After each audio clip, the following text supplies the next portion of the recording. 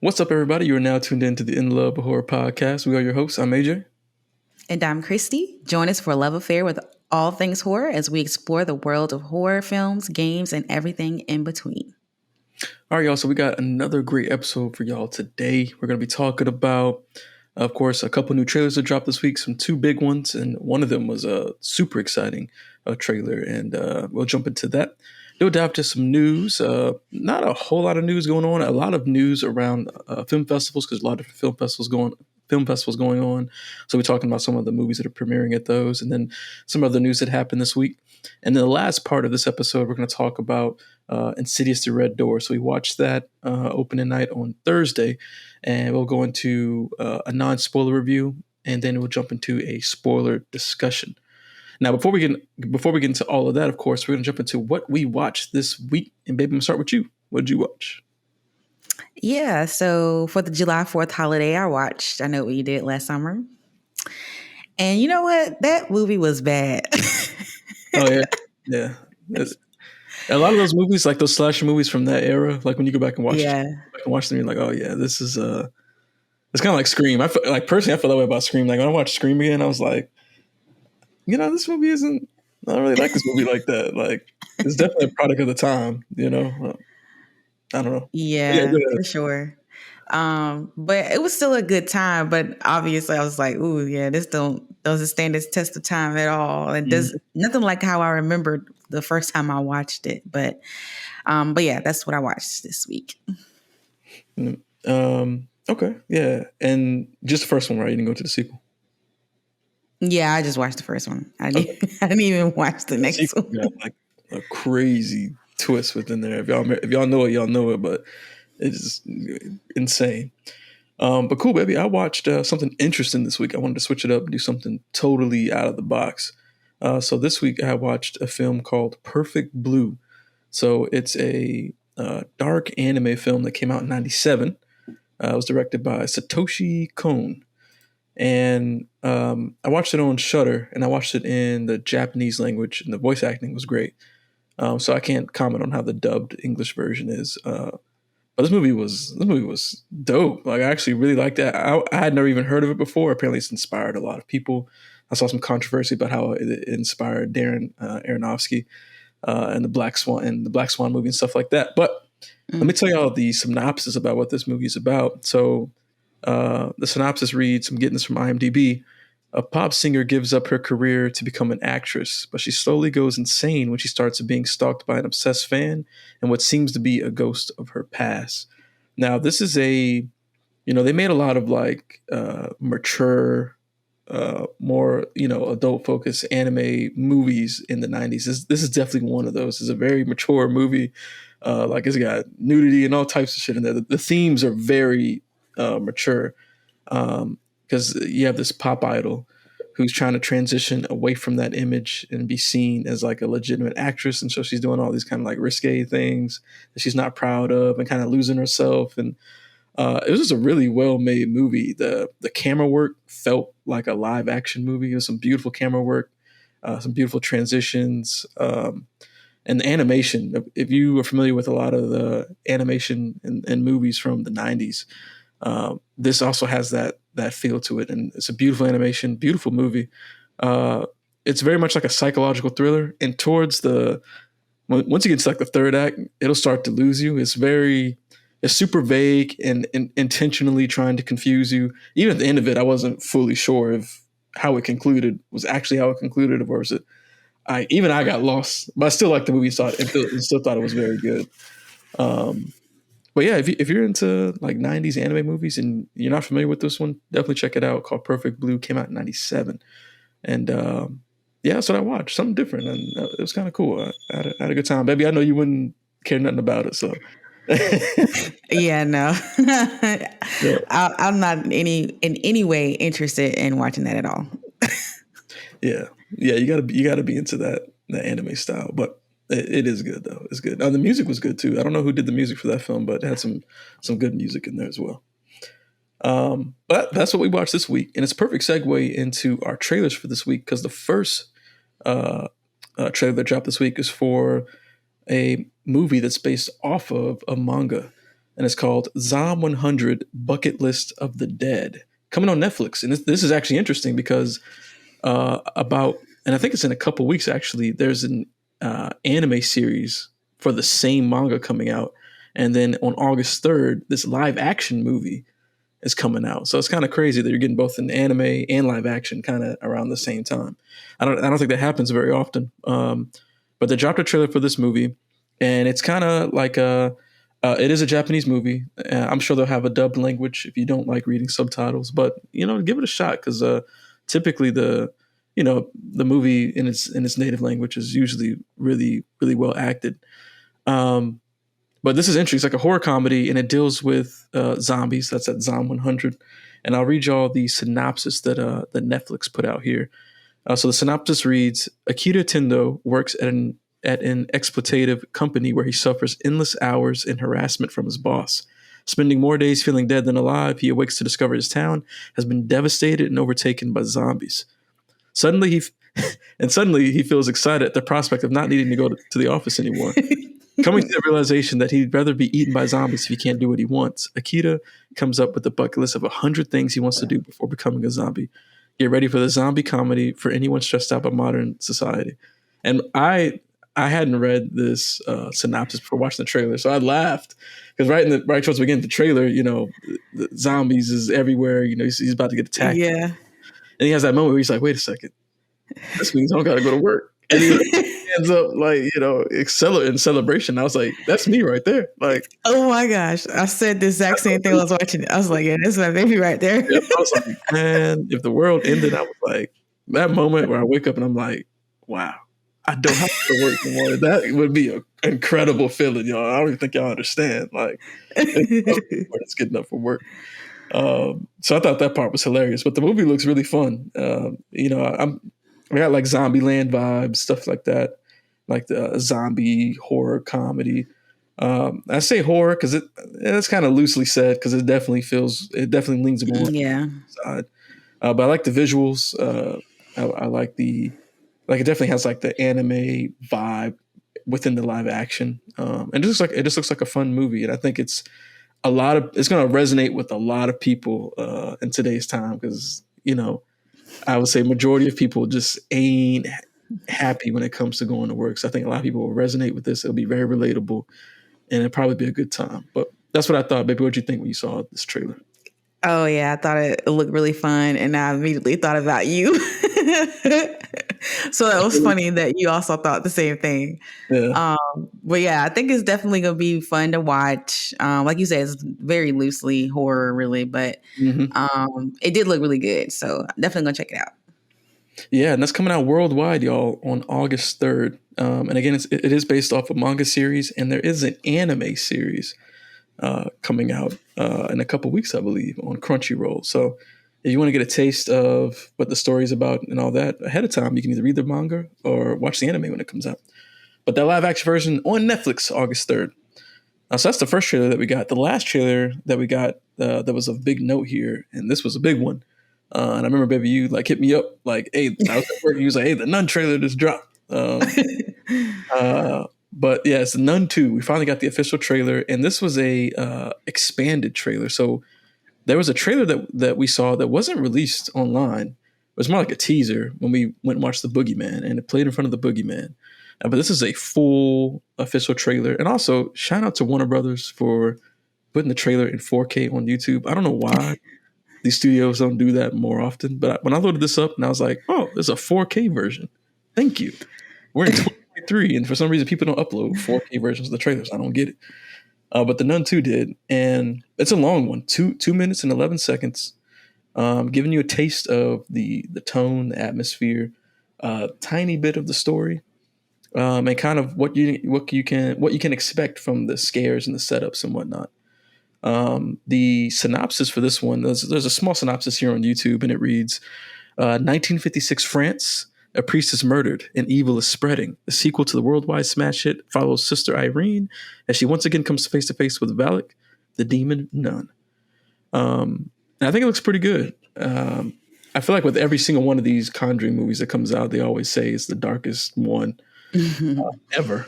And I don't, that remains to be seen. But I do like the vibe I'm getting from it. I like the music. I really like the way the music was, that like chanting and mixing with the heavy like strings and that bass undertone or whatever. It's very haunting and eerie. I like that a lot. I will say that the one of the elements that I didn't like was at the very end when they do the magazine thing, and like she appears, the nun appears through the magazine. I don't know, man. Like we got that with the painting, and I can't remember the nun that good.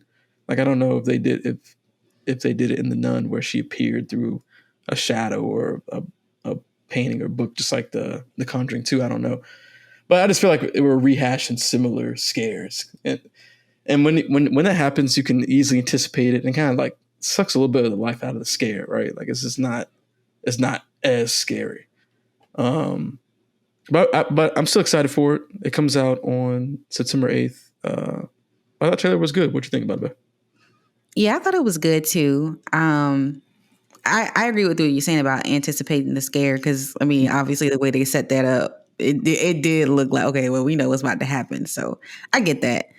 But initially watching it through the first time, I thought it was really good. Like I actually responded to the jump scares during the trailer. Yeah, there were some good ones. Yep. There were some really good ones. Yeah. I did like the tone of it. And I felt like Valak, because the last Nun movie wasn't that great. So at first I wasn't very, excited about it. But after watching the trailer, I got more excited about it. I was like, okay, Valak, she can come to play this time. I don't know. Yeah. So I don't know. We'll see. But I didn't realize it was gonna be that long before we got our trailer, because I feel like when the Boogeyman come out, it's been a minute. Was that in May? Like the Boogeyman came out? I forgot, but I know even when we went to watch it, we were like, "Oh, the trailer will come out next week or something like that." Oh, yeah, we did think that. That trailer never did. Nope. Yeah. So, but yeah, so I was kind of excited when it came. I was like, "Oh, the trailer's out." But it looked good. It looks good. I'm excited about it. It looks like we're gonna get like maybe some lore or like a background, more story. They said something about they used to be an angel, and we know how you feel about lore. Everybody get some information about Valak and Valak's origin. So that's kind of cool. And y'all keep that in mind about origins and backgrounds about characters. That's gonna take a place when we talk about Insidious: The Red Door. Oh Lord! So take note, like log that in the back of y'all's mind real quick. But yeah, so this is exciting. Comes out September 8th to theaters. The Nun 2. We thought the trailer looked pretty good, but let us know what y'all think about that trailer. Yeah. All right. So that wraps up our trailers portion of the podcast. And now we'll jump into the news that dropped this week. Some great news. A lot of it attached to a lot of the festivals going on, but it's still exciting, man. It's exciting time this year for horror fans in general. To start off the news section, though, we'll start with with our first story here. And this one is regarding the Fantasia International Film Festival going on in Quebec from July 20th to August 9th. And, this is a massive festival. Like we're talking, like I think it's got like 100+ feature films, like something crazy, like 200+ shorts. It's massive, right? And they announced this week that the closing film for the festival is going to be a movie from the RKSS team who brought us Summer of '84, great movie, called We Are Zombies. This movie looks to be interesting. Apparently, it's based off of a graphic novel, and it deals with zombies that don't actually crave human flesh, which I thought was super weird. Like, super interesting. Yeah, I was like, how does that even work? But I pulled this article from I pulled it from Bloody Disgusting. There was an image in there of someone like chainsawing a weird looking zombie. It looks like the zombies look really weird in this universe. And I did have a synopsis of the story pulled up here, so let me read that for y'all real quick. And I believe that this synopsis is based more off of the graphic novel, but I'm going to assume they're going to kind of follow suit here. And it reads, the story plunges us into a town crawling with the living dead, albeit non-cannibalistic zombies, where three slackers in the market for easy money are forced to fight rednecks as well as an evil megacorporation in order to save their kidnapped grandmother. Now, I will say this is a horror comedy, and I'm willing to bet it probably leans more on the comedy. But yeah, I mean, it sounds interesting. I'm a huge fan of Summer of '84. I thought that was a great movie. So it's coming from the same folks from behind that movie. But for it to be closing out the festival, I'm going to assume that it must be pretty good. So I thought, it's an exciting piece of news. Babe, did you want to add anything? Any other thoughts that you had on this one? Well, I thought it was very, like you said, a very interesting concept. The word that stood out to me the most was they said that the zombies were living impaired. So I thought that was super funny. Oh yeah, I did say that. Yeah, living. Yeah, like a play on other stuff. Yeah, right, exactly. Yep. So I thought that was super interesting. But yeah, it sounds like a dope concept. Yeah. So yeah, I agree. Like it's. I'm sure it'll probably be good. Like I said, with it closing out the festival, it's got to be something special. Yeah. But yeah, so. I believe the tickets for the festival go on sale on July 15th. So if you want to, go to the festival and be able to check out this film, be prepared to order your tickets and go to the Fantasia International Film Festival. So that's that story. And now the movies that I was going to say that particular article that you're talking about, they had mentioned, some of the stuff that they were going to have the lineup for that festival, and some of those films sound really good too. Oh yeah, they do. Yeah, I was like, oh, there's some people coming up with some good stuff. Yeah, and like I said, I don't have the list pulled up in front of me for all the films, but the festival is massive. Like they got an absolutely ridiculous amount of films and short films there. And there's a lot from a lot of different genres, but some of them, I think there are a couple besides this one that are world premiering at the festival, I believe. And they also mentioned that they're going to be, honoring Nicolas Cage there. I forgot what the award's called that they give out at each festival. The pays tribute to a major icon within the space. But I can't find it right now for the name of the award. I'm not gonna look it up, but yeah, it's a huge festival. I would love for us to be able to go to it one day, just because it's a huge celebration of for sure. But yeah, y'all, Fantasia International Film Festival. Go check out the list for all the films that are there, because it's quite a massive. All right, moving on to our next story. This one is about that Alien film that's coming from Fede Alvarez, the same person that did the remake for Evil Dead. And I believe he also did Don't Breathe as well. So he had posted on his IG a picture of him smoking his celebratory cigar, because the film has officially finished shooting. So exciting. They didn't really put out any other details than that, but we did want to mention it on the podcast just because I know this is a movie that I'm very excited for, especially coming from him, because so far I like all the movies that he's done. And this movie's coming on August 16th of 2024. So, we still got a whole year to go. And this is also the first Alien film coming from, technically Disney now that they've bought Fox Studios. So, exciting time. And the cool thing about this Alien film is it doesn't have any direct correlation to the other movies. It's very much like a standalone. So we're going to go back to our roots of it really being this like monster horror movie, So I'm super excited for this, and I'm just glad to see that it wraps shooting, and they'll move on to post-production. I think it's going to be awesome. Do you have anything else you wanted to add to this, Beth? Nah, that's all you, boo. This Alien Use is your news. Yeah, it's gonna, I can't wait. It's gonna be so dope. But yeah, so that's that. Not a whole lot to say with that, y'all. I just wanted to let y'all know that it finished wrapping. All right, so moving on to the next story here. Another cool story that we got this week was for a film called Ash. It is coming from the musician Flying Lotus. I know he's done some other like music video directing. I'm not 100% sure if this is his first feature length film debut. I'm not 100% sure on that, but he is directing this one. And Entertainment Weekly this week did a little special where they brought some set or some stills from the movie.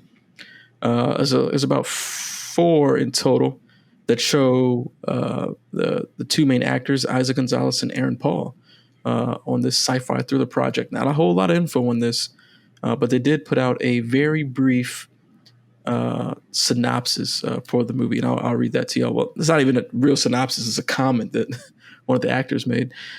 But here we go. Ash is set to center on a woman played by Isaac Gonzalez who wakes up on a distant planet and finds the crew of her space station viciously killed, and must then decide if she can trust the man played by Aaron Paul sent to rescue her. But as their investigation into what happened sets in motion a terrifying chain of events, he begins to wonder how innocent she really is.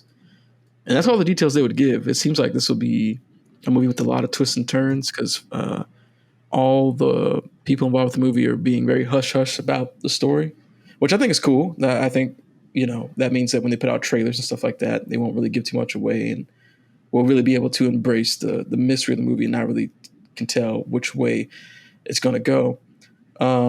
There's no release date on this one. I believe it's still filming right now because I saw an article that said it started filming in May. So they might still be filming. If they're done, they're definitely just starting off with the post-production. But it's definitely exciting. I didn't even know that, Flying Lotus had a movie coming out that they're working on.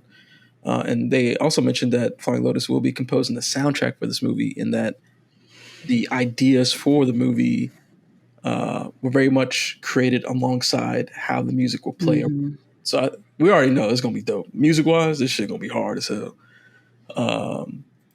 But yeah, I thought this was cool. The stills from the movie look really good. It has that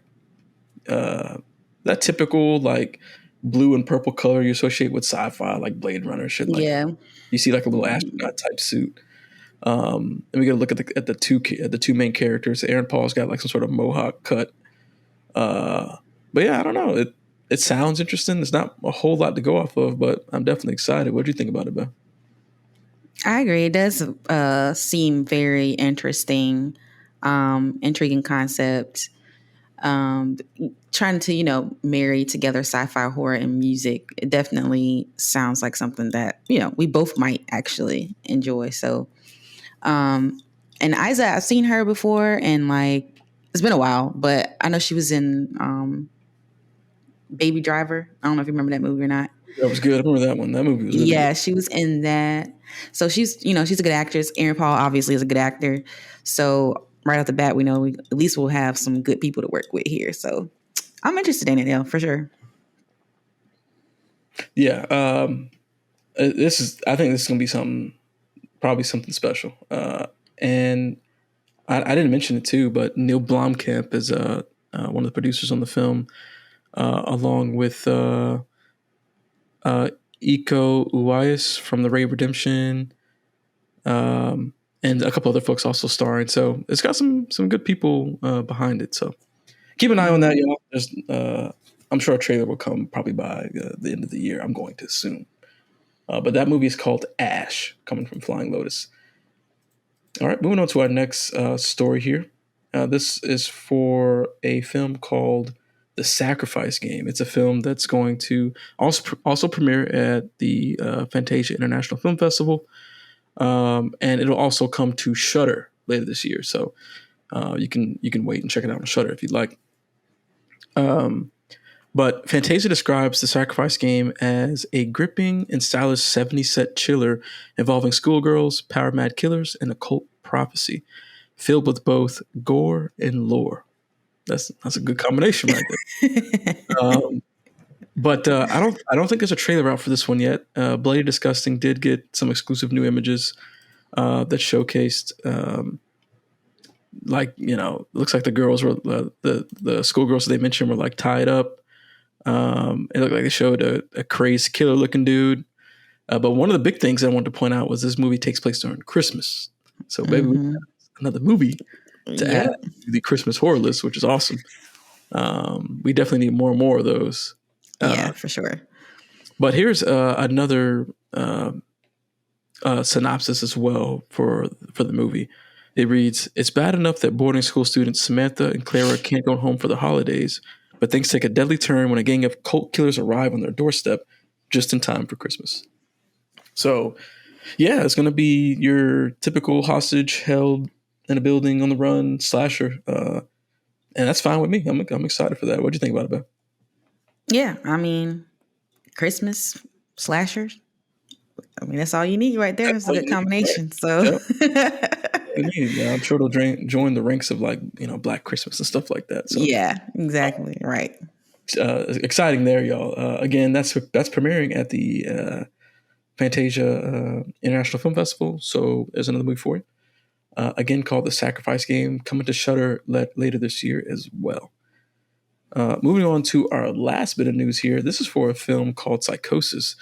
And this film is debuting at the Popcorn Frights Film Festival. That's a film festival that's taking place next month, I believe, in Fort Lauderdale, focused on horror films. And this one was super interesting because the style of the film was this black and white, monochromatic style. And I pulled this information from a Bloody Disgusting article where they actually had exclusive images and a clip from the movie. So make sure you go to their website and check out both of those because it's a very artistic film. It definitely gave me like an old style vibe to it, like almost like a Psycho vibe. But what made it interesting was the clip. And let me read the synopsis before I dive into it. Let me get that pulled up here. Wait, did they have a synopsis on here? Well, okay, here we go. I'll read to y'all how Popcorn Frights describes the film. So Popcorn Frights said, stylishly glooming tour de force of grainy, high contrast, black and white photography, Psychosis offers a polarizing world of arresting visuals and noirish action set in a hypnotic, mystifying world. In this audacious and dramatically gripping Lynchian thriller, a criminal fixer's unique psychological condition gives him an edge in the underworld. But when he's hired by two amateur drug dealers claiming they were attacked by zombies, he suddenly finds himself dragged into a terrifying and bizarre mystery that will force him to relive the traumatic past he thought he escaped. And the big thing I wanted to highlight here was it says a criminal fixer's unique psychological condition. Because when you watch that exclusive clip on Bloody Disgusting, you hear like his mind in the background basically talking to himself. And it reminded me of, I don't know if you remember this game, babe. There's a game called Hellblade. And it's got the is that the one with the girl? Yeah, where she's kind of like got the schizophrenic sort of. Yeah. Okay, yeah, I know you're talking about. Talking to her, and it deals with why am I blanking on the mythology name?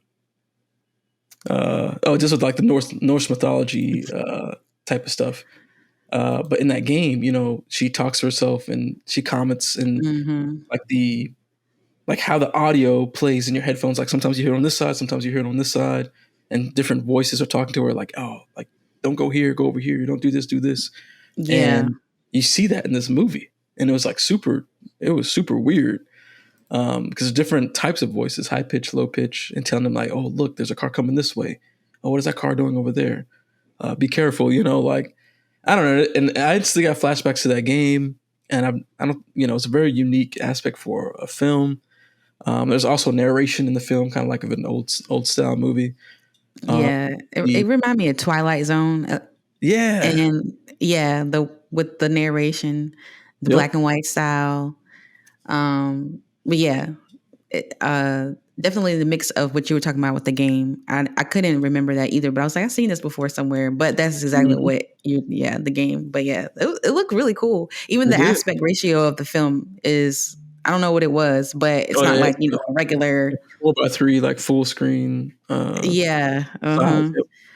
Super creative for sure. It is. And it's always iffy with these the black and white style movies, but this one I think is definitely doing it the right way. But it does look interesting. Y'all got to see that exclusive clip. Now, what's cool about the Popcorn Frights, for those interested, is that this festival, because I'm not sure if Fantasia does it or not. I'm gonna say that they don't, but I'm also not 100% sure. But Popcorn Frights also has virtual programming for all the films that they'll have at their festival. Because they also, this is one of the films that they announced amongst a lot of programming that they announced within the last week or so. But this film has this festival has a virtual pass. I think it might be like $100 where you can watch all the movies virtually that'll be playing at this festival. And not only that, if that's too pricey, you can actually pay on a per film basis. So say you just want to watch Psychosis, it's like $10. And you can just watch Psychosis virtually from this festival. I thought that was cool. Like that's a very cool way to do it. I think a lot of people did switch to virtual for when the pandemic was at its peak, and it looks like a lot of that has spilled over while simultaneously still doing the in-person festival. They did have a exclusive image on Blade Disgusting. I want to mention this, babe, that disgusting one with the octopus eye. The octopus, ugh, very that was weird nasty. and looking. I was like, that's the special effects for the film. This is gonna be, it'll be pretty good. It's gonna be kind of gory. But yeah, Psychosis, y'all check out the exclusive clip and images on Blade Disgusting because it looks good. And again, that is going to be at the Popcorn Frights Film Festival happening August 12th to the 20th. So check that out. But with that, that's our last piece of news. That concludes our news portion. And now we're going to roll into the main topic of today's podcast because this is going to be a good discussion, y'all. It's going to be a good one. And this is our review discussion for Insidious: The Red Door. So we'll do a non-spoiler section first, just in case you haven't seen the film yet. We'll do non-spoilers and just give you our thoughts about it. And then we'll jump into a very spoiler-heavy discussion. And again, it's easier to talk about, likes and dislikes when you can specifically say about the stuff you didn't like. So we'll jump into spoilers after that. So let's jump into the non-spoiler review, babe. So I'll let you go first.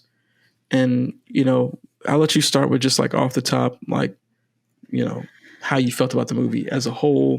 Then we can kind of dive into like the more non-spoiler specifics, maybe it's like performances or story, and then we'll let y'all know we're going to transition to spoilers. But yeah, go ahead. All right. So Insidious: The Red Door. I actually liked it. And I shared this on my TikTok after I got out of the theater. I enjoyed it. I thought it was a relief, a good closing chapter to the story. Don't look at me like that. I mean, I didn't say nothing.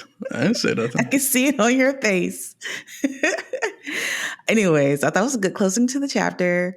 I thought Patrick Wilson did a great job directing. Mm-hmm.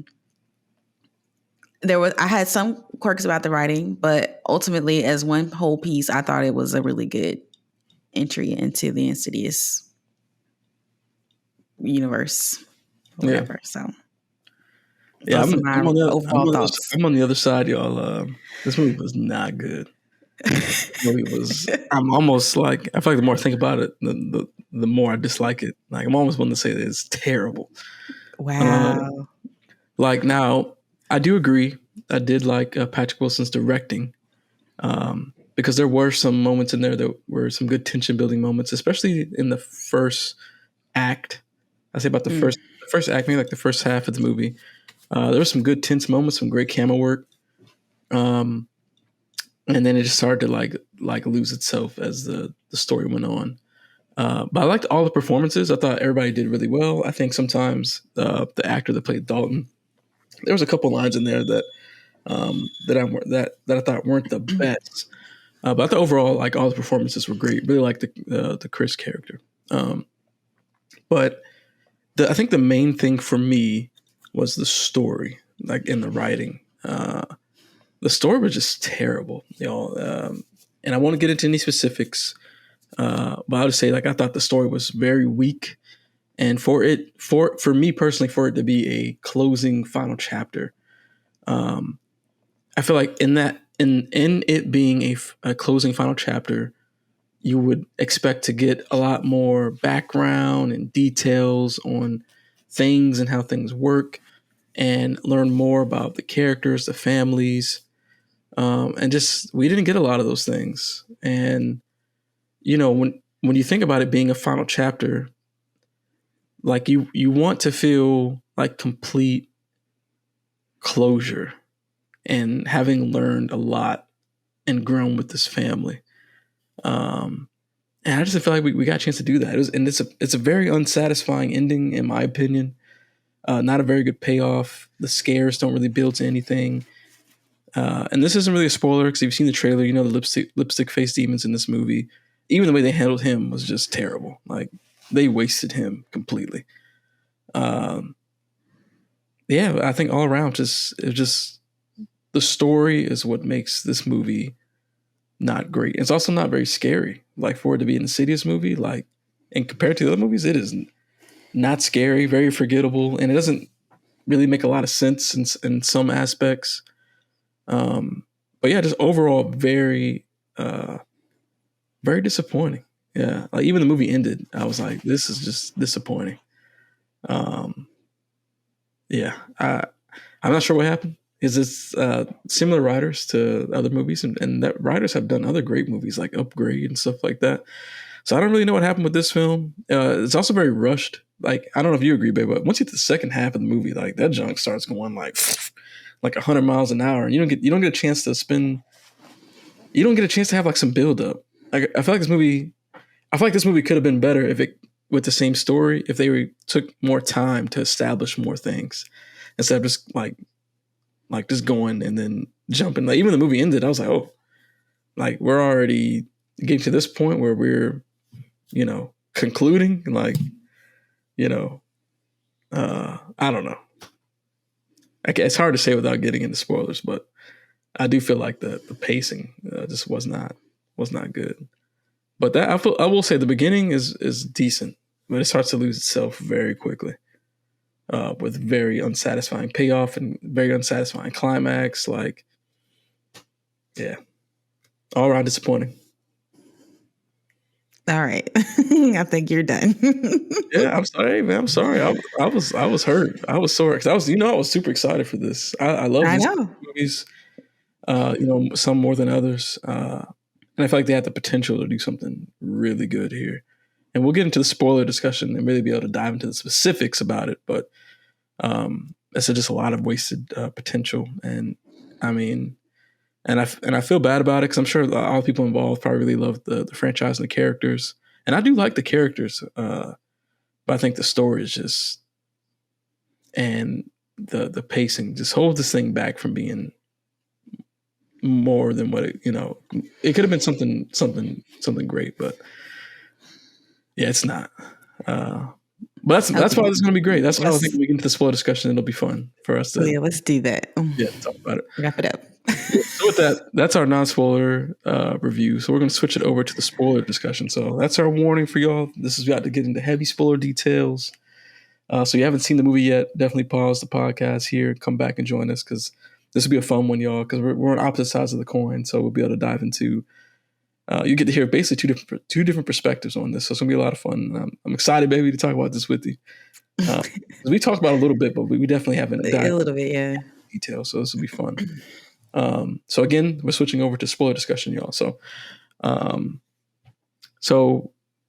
starting off with spoilers, let's start with the stuff that we liked. For me, when I say the first half of the movie, like how some of the tension building was. So like even in the beginning, like when he was in the car and he had that weird shape that was like walking in the car. That was good. That was good. Like I was already like that's at the very beginning of the movie. So even when I saw that part, I was like, oh, this is gonna be good right here. That's how I was feeling. So I was like, oh, this is how they're gonna do. They're gonna do a lot of background and like, stuff easing, getting closer to them, sort of thing. And there's some good tension, man. Like I also liked when he did the memory game. I like the tension with that when they finally like broke into, what we learned later was his dad, like came into the house. That was cool. What else? What else was some other tension moments? Do you remember some of the other tension moments that you liked?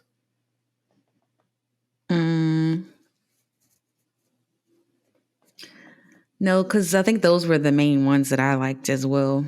Yeah, that's the thing. Those ones are in the kind of towards the beginning.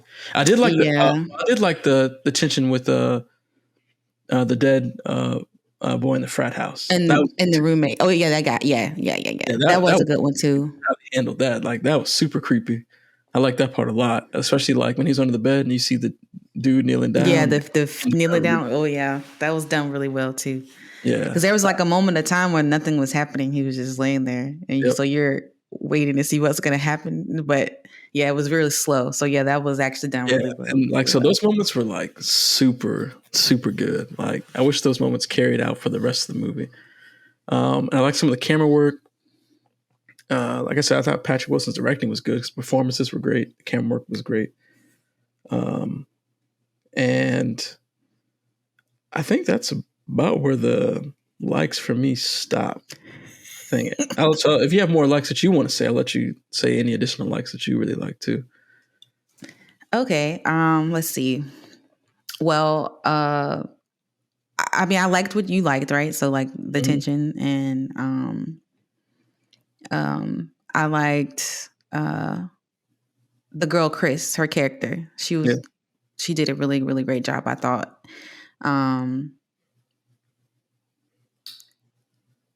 Let's see. I'm trying to think. I should have wrote some notes. Let's see. I mean, overall, I liked the story. Yeah, it wasn't super scary, but I thought they did good with the jump scares that they did do. Okay, well, no, that's more like a dislike. Never mind. But yeah, okay. So yeah, that's basically it. Yeah. Yeah. I like what you liked, and I like the jump scares. Yeah. And like I said, the jump scares in the beginning of the movie were a lot better because when you start getting deeper into the movie, and it starts to. So let's talk. So one of the big things that I disliked, we'll talk about this, was how in dislikes. We in likes. Oh man, that's it. I don't got any likes. The performances, I liked all the performances. I thought everybody was great. And I thought like maybe like the first half of the movie and that tension and those scares, I really like that.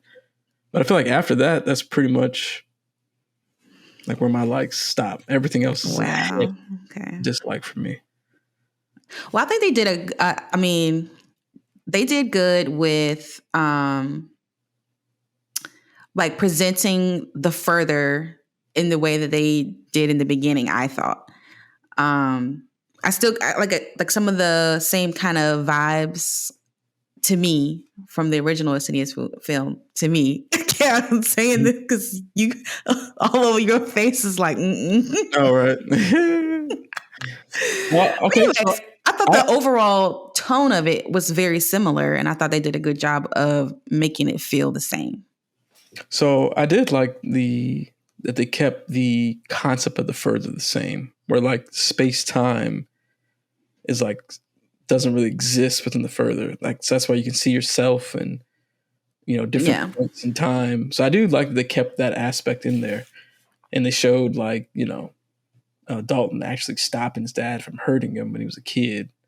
So that idea of being able to affect different points in space-time, like I did like that part, and that was consistent amongst what we saw in previous Insidious films. But I liked how they presented the concept, but I will say like I expected them to do more with the further. They definitely did. It was very plain how they handled it, even like because we only saw like how he walked around in the houses, and we didn't even really see like other things inside the further. In other movies, sometimes you would see other like ghosts and stuff like that. We had those ghosts that came out towards the end when Chris was protecting Dalton. But like it was for it to be the situation where like they're attracted to life. I would have expected to see more you know, in the further. It just felt very plain in the further. Okay, I can see that. Yeah. But like I said, everything else for me is just going to be dislikes. So I don't think I have Okay, well, I'll do my dislikes first because I feel as though my list is going to be a lot shorter than yours. Yep. So I think we both agree with the pacing aspect. Mm-hmm. I think for me, the one thing that stood out the most was when Josh and I can't remember his wife's name, whatever his ex-wife in this movie or her name was, but when they found out that Dalton, was remembering everything and whatnot, they were like, well, what do we do? And the next thing you know, we go from that point to him saving him from the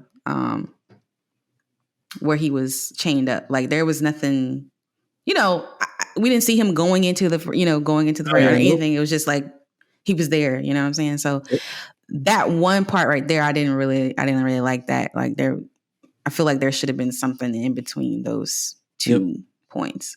I agree with that 100%. Like I said earlier, some of the writing was a little bit off. Like there's some of the lines and delivery of the lines. I felt like because of who we have here, these people who have been doing this movie for, ever, I felt like this should have been, those things shouldn't have been a factor, I guess. What else did I like?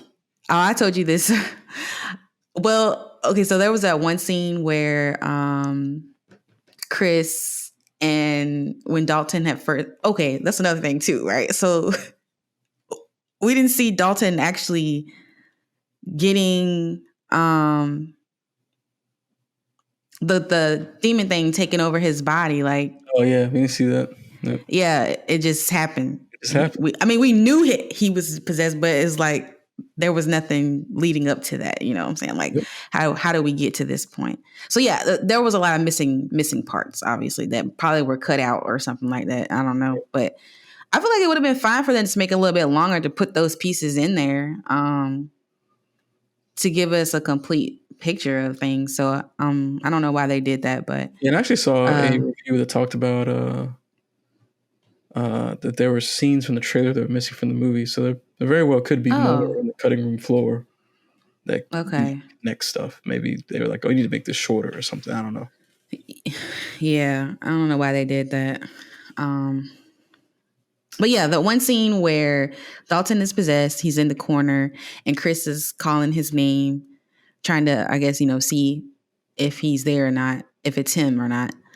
And it's just funny to me because I'm thinking of this, okay, this is a Black girl, and she's very much Black, but she's also quirky and weird. So maybe that's why. But in my thought process is like, if this was me, I would not be doing that. I'd be like, I'm out of here. I'm out of here, right? She's like this close to the door. I'm like, so girl, you need to get up out of here. In real life, you would have been out after you got choked out by a demon. You would have been gone already. You know what I'm saying? Yeah, that's true. She tried to dip, but she cared about Dalton, I guess. Right. Yeah, she did. And I guess that too. That also was kind of, I don't know, maybe because they were both weird, but I felt like that was like the soup for her to be going so hard for him. You know what I'm saying? Like, that was super instant. It was only like a course of a couple of days that this happened, right? So, what I'm saying, there's no time to actually like develop those type of like friendships and relationships. Yeah, right. And that was a big thing for me was when it comes to the story, like because I like the setup, right? Like, I don't fully like it. I wish that the family could have been together, but I do think that the fact that broken up makes for a good story. You know what I'm saying? The opportunity for them to have this turmoil and then come back together. But there was no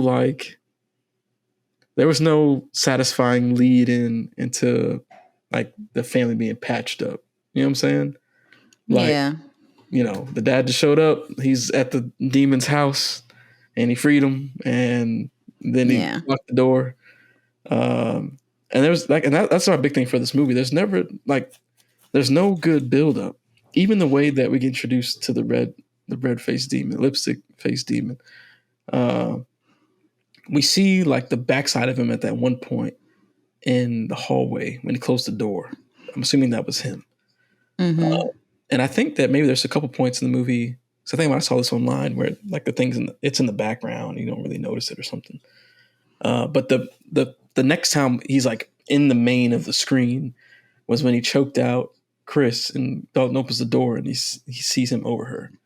And like, and then that's our reveal that like, at least Dalton's seeing him confronting him. And the next thing you know, Dalton's in his house or whatever. The next time that he goes in there. But that's the thing. There was no like build up to it. Normally when you have something like that, like there's like a intense build up to this factor of it's because think about it, right? This is the main red face demon that's in all the movies. Whether he be not really in the movie, just at the end of it, or the main focus, right? So in my mind, I'm like, okay, this demon knows these people, the Lamberts. You know what I'm saying?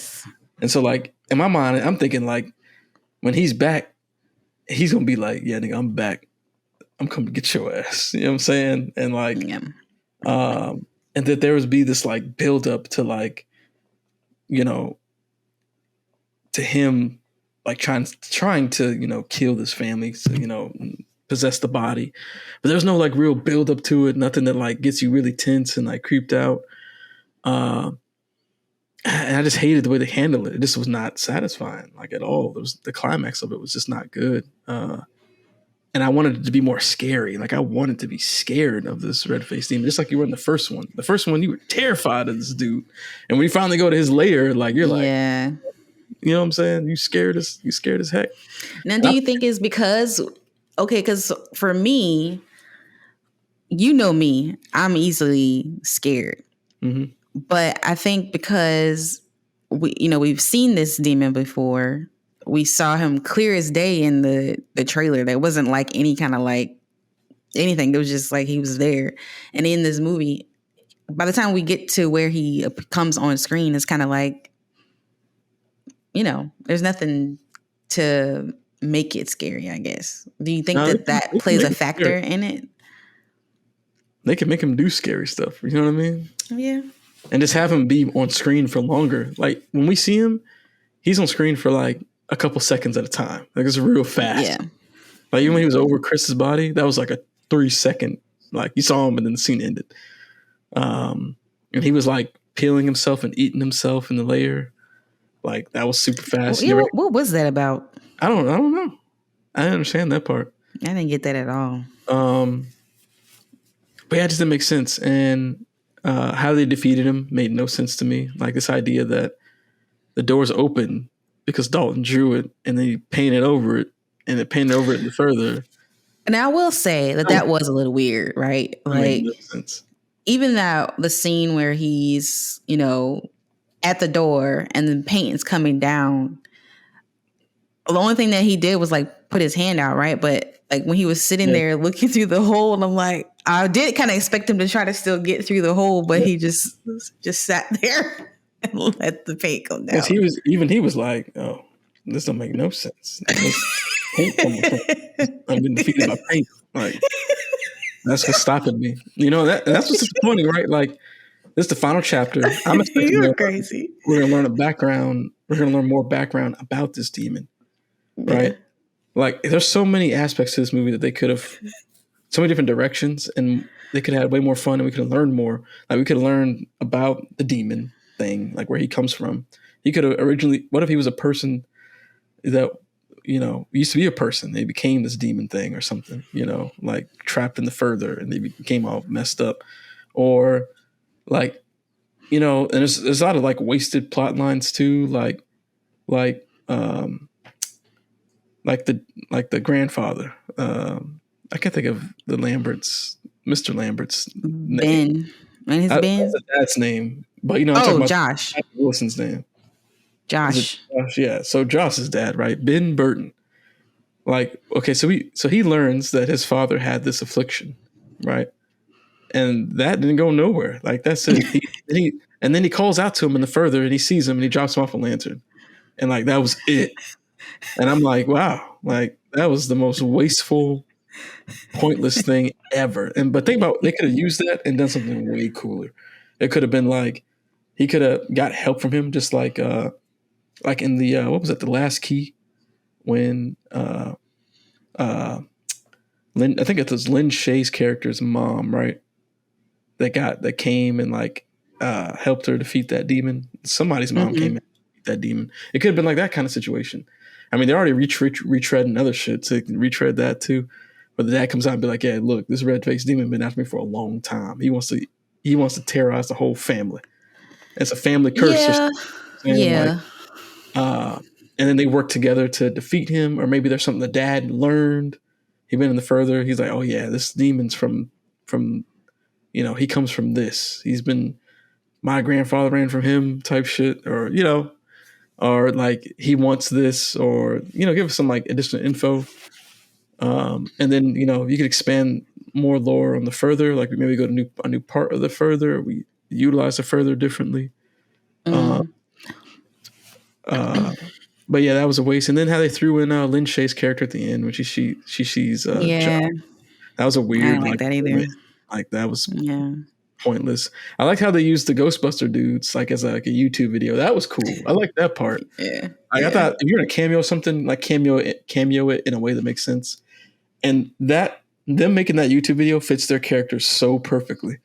Like that whole cameo and segment was great. I like how they handled that. But yeah, like we just didn't get no additional details, like how the further could work, using a different way. Like obviously people got powers. Like Lynn Shay's character, she fucking like threw that demon, and I wouldn't be like, woof, just like threw his ass. See what I'm saying? So obviously you can like, at the end, what's her name, Elise? Yeah, she was talking to, when she told Josh, basically she was telling him, that they're gonna learn. Him and Dalton are going to learn how to do stuff. I'm assuming learn to do stuff like she can do, right? Like, obviously, I feel like this movie was just used to set up whatever else they want to do, right? This was the final chapter. Supposed to not. Well, they're making another Insidious movie. That's a spinoff, though. I know, but different people. But maybe they'll be able to help them, like what you're saying, like how at least helped them before. Right, exactly. So then they'll be able to help other people who experienced what they did. You know what I'm saying? So maybe we'll get some more stuff in another movie. Yeah, there's no like connection to chapter 2, like how the movie ends, and at least see something that we don't see. She's you cannot let that go. Oh God, because it's like, well, what did she say? That'd be crazy as hell. She was shocked. You know what I'm saying? You would think we'd pick up off of that. You know what I mean? And I didn't like the way that their memory was unfogged. Like, I think it would have been way cooler if like they just got their memories unlocked and everything came back and they knew how to do stuff in the further. Like, I don't know. The movie didn't feel good. For it to be the final chapter in the sequel after chapter 2, like the flow of it just didn't like feel good.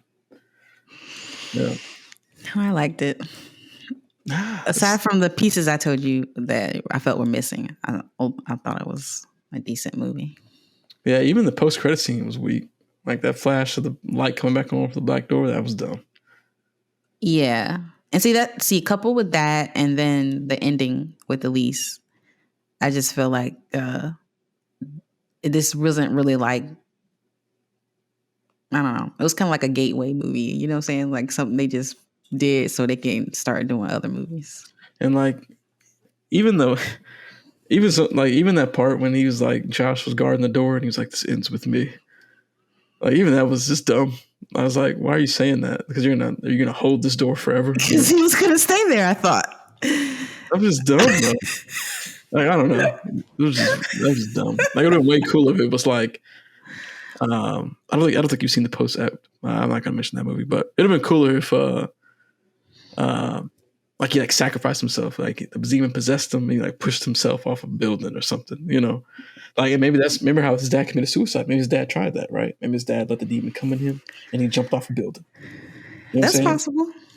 You see what I'm saying? They could have added more to the story by doing stuff like that and involving these people and learning more about the family or the further, like where, you know, these powers come from, like all types of stuff. You know what I'm saying? Yeah. Like, it would have Yeah. been way more interesting. It was just so uninteresting, and everything was like throwaway, and we didn't really learn nothing. Like, I think the Boogeyman was better than this movie. Which is shocking to me. Yeah, I thought this was better than the Boogeyman. This movie ended. I was like, wow. Like, I think you felt that way because you had a previous attachment to this movie versus the Boogeyman. Makes sense, right? Because it's a franchise that's already got established rules, lore, characters. So you're thinking you're going to add on to that. There was no adding on, like, at all. But did it need to add on, being that's the last chapter? You add on. When you go through all the Harry Potter books, there's no stagnation. You're always adding Okay.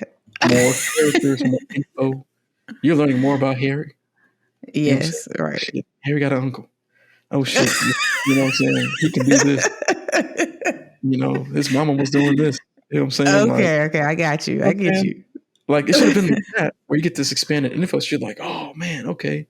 So that's what this means. That's what this is. That's what that is. Like, you connect, you know, this is supposed to be this is connecting all those movies, the final chapter, to make everything make sense, give you the understanding, and give you a satisfying conclusion for the characters and the antagonists. You know what I'm saying? Yeah. Even the idea that this lipstick demon dude's gonna come back is dumb. You're like, you are really stuck on this demon thing. Well, yeah, because he was so underutilized. He was so underutilized. Think about how scared you was back on that first one with that of him. Yeah. Terrified. Yeah. Now it's like he a joke. You know what I'm saying? They don't do no hunting. Nothing. And there's no scary imagery, right? Like, if you think about the different movies, you can think about different points where the imagery was like very scary. Like that iconic scene, of course, at the dinner table in the first one. Also, when the shadow was in the room and he pointed at Dalton as a kid. Like, you know what I'm saying? Like, every movie has different. Yeah.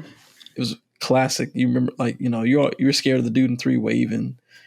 You know, even in The Last Key, they did interesting stuff. This one, I thought. Oh, we didn't talk about that scene. The MRI scene. I thought that was I thought they did good with that one. Yeah, that was good. That was a good tension building, actually. I did like that because I like how they used the sound of the MRI machine to build up to it. That was another good. I was like, I didn't even know an MRI machine sound like that. Yeah, it does. It do sound like it's loud and it's weird. Now the whole time I'm watching this, I'm like, I don't ever want to get an MRI. Oh yeah, no, not fun. Yeah, but that was good. When did you get an MRI? Remember I got an MRI? I don't remember that. Years ago. For what? I didn't know they gave you an MRI. You just don't remember. You know, you got bad memory. Yeah. Okay. I don't remember that. But yeah, I didn't know it was like that. Yeah, it's like that. But so that was like a very claustrophobic, anxiety-ridden, tense scene. Yeah, that was cool. I like how it did. Yeah. And then, because I thought when he put his head back, I thought he was going to see it, but he didn't. He put his head down and the thing was coming up. Yeah. They did a lot of that. They did a lot of that in this movie. Or like, they held on to it a little bit longer, and the jump scare didn't expect it. I did like how they handled that. Yeah. But yeah, that story was that's disappointing. Yep. Yeah. I was like, man, for this to be the final Insidious, like, because even when we watch the trailer gives you this vibe of like, oh, this shit gonna be crazy. You know what I'm saying? Even when you watch the trailer, so that's the vibe that they sell you. It's like, this is the scary. I think it even said like in one of the teasers, like the terrifying conclusion or something. You know, like, you can't go by that stuff anyway. I know. You know how they do. Maybe it's part of the marketing team's job to sell it, but. It definitely, I agree with you that it wasn't like a super scary movie. There was like maybe, I don't know. No, there was no point where I was like, ooh, that's scary. No. Well, that's going to keep me up at night, And like the other yeah, ones right. did. Yeah, not at all. Not at all. This movie is very formidable. I just pulled up the Rotten Tomatoes page for it. Right now. It's sitting at 38% for critics and 72% for audience. Okay. So I'm sure you're definitely leaning with the audience on this one. I'm definitely leaning. I am. I thought it was good. Terrible. I'm actually curious of what the other Insidious movie scores are. So let's check it real quick. Okay, yeah, that's a good idea. The first Insidious has got 66 from critics, 62 from audience. So that definitely critics like this one a lot more, which I think the movie's really good. Chapter 2 was bad. It's actually the same rating as this one, 38% right now, 57% for audience, so kind of low there. Chapter 3, critics 57%, audience 51%, so not very high. And then let's look up the last key here. This one's bad too. 33% critics, 50% audience. Now, obviously, these have a lot more ratings than the new ones that just came out. Like these movies have over 5,000 audience scores and stuff like that. So we'll see as this movie continues where it'll end up.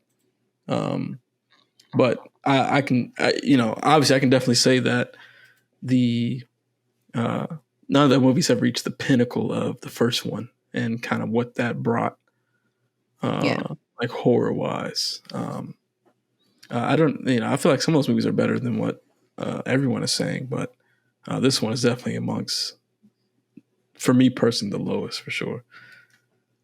Yeah. Well, there you have it. Yep. Any final thoughts, Ben?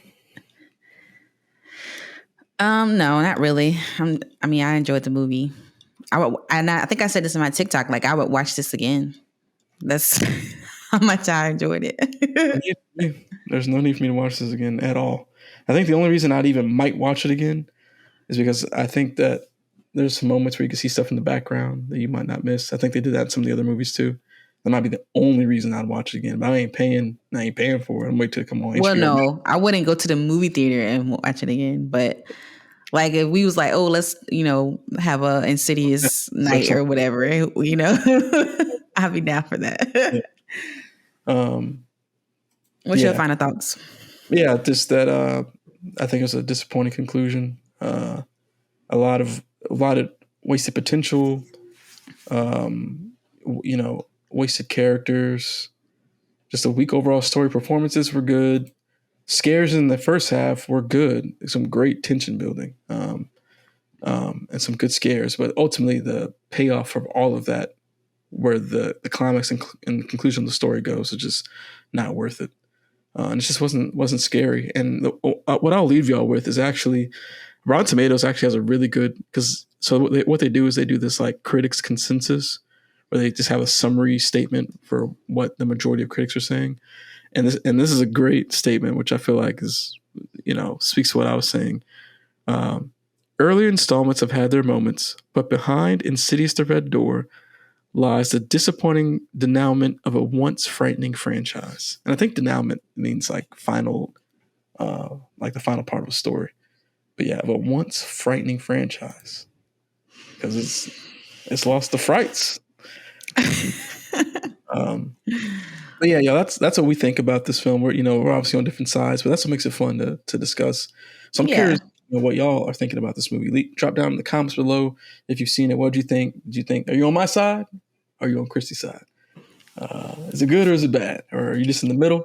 Let us know what you like, what you dislike, and then what you think, where you think they can go from here. Because there's a post-credit scene with the door lighting back up. Obviously, Lipstick Face Demon will come back, I assume, and they'll probably waste him again. Yeah, that's what we think. And that actually concludes our podcast. So you've made it this far. Thank you so much for tuning into the entire podcast. I really appreciate y'all. Thank y'all so much.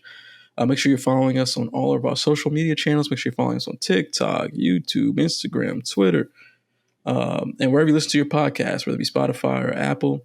Make sure you're following. And also visit our website, inlovewithhorror.com.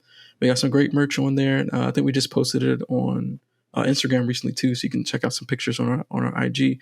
But just another great way to support us and support the podcast. But again, thank y'all so much for tuning in. Make sure you drop in the comments your thoughts on anything we talked about in this podcast episode. We love to discuss it with y'all, discuss with the community. And again, thank y'all. We'll see y'all in the next one.